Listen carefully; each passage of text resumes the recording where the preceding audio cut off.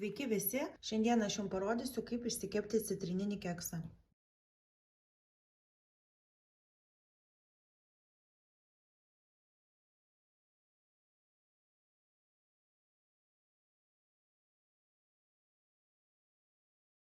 Taigi reikės 380 gramų miltų, 300 gramų cukraus, jeigu mėgstat vanilinio cukraus vieną pakelį, sviesto reikės 220 gramų, tada 3 šaukštų aliejaus, 1 šaukštelio kepimo miltelių, 1 citrinos sulčių, čia sutarkuota citrinos žievelė, sviesto reikės formos patepimui šiek tiek ir formą mes taip pat, kada patepsime sviestu, aš visada pabarstau ruduoju cukrumi, parodysiu, jūs darysit kaip jums patinka. 4 kiaušinių ir šiek tiek glajaus pasigaminti užpilui ant jau iškepto kekso. Atrodo labai visko daug, bet pamatysit, kaip viskas paprastai gaminasi.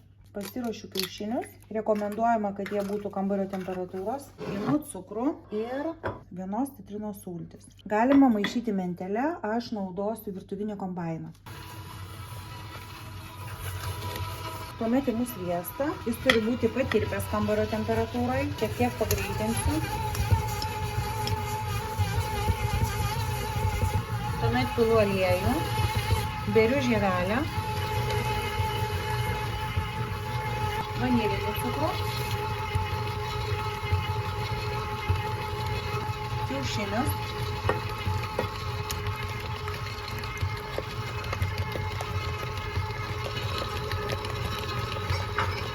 įjungiu orkaitę, apie 10 minučių turi šilti, temperatūrą palieku 180. Kol sukasi mūsų produktai, aš pasiruošiu kepimo formą ir iškepu ją gražiai sviestu. Maždaug reikės 2 šaukštų. Galite tepti aliejum, galite į skardą dėti kepimo popierių. Ir man labai skanu, formą pabarstau juodu cukrum. Baltu cukrumi galima mišinį padaryti iš rudo ar balto cukraus. O kaip ir sakiau, galite tiesiog formą dėti kepimo popierių. Dabar reikia įsijoti miltus, sumaišius juos su šaukšteliu kepimo miltelių. Ir vėl dedu į plaktuvą.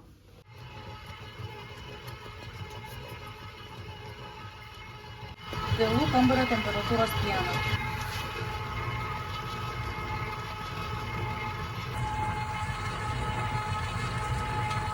Tešla išsimaišė, dėsiu į kepimo formą ir į įkaitintą orkaitę. Šis keksas bus nemažas, galit kepti 2 mažesnį keksą. Na va štai viskas ir įstatau į orkaitę, kaip ir sakiau, virš valandos 160 laipsnių temperatūroje. Orkaitė įkaitinta, sumažinu ir palieku. Tai keksas kepia beveik 1,5 valandos, šiek tiek daugiau. Tai priklauso nuo kepimo indo. Jeigu jis yra aukštas ir gilus, tai ilgiau, jeigu platesnis ir netoksai aukštas, tai tada trumpiau kepa. Išjungiu ir atidarau, kad atvėstų. Keksas iškepė, atvėso, padėjau ant grotelių, kad nesudrėktų ir dabar darysiu glaistą. Į indą įpyliau cukraus pudrą ir turiu išspaustos citrinos sultis, sumaišysiu. Ir dabar tiesiog užpilsiu ant kekso. Papuošiu citrinos ir mandarino žievelėmis, jeigu mėgstat.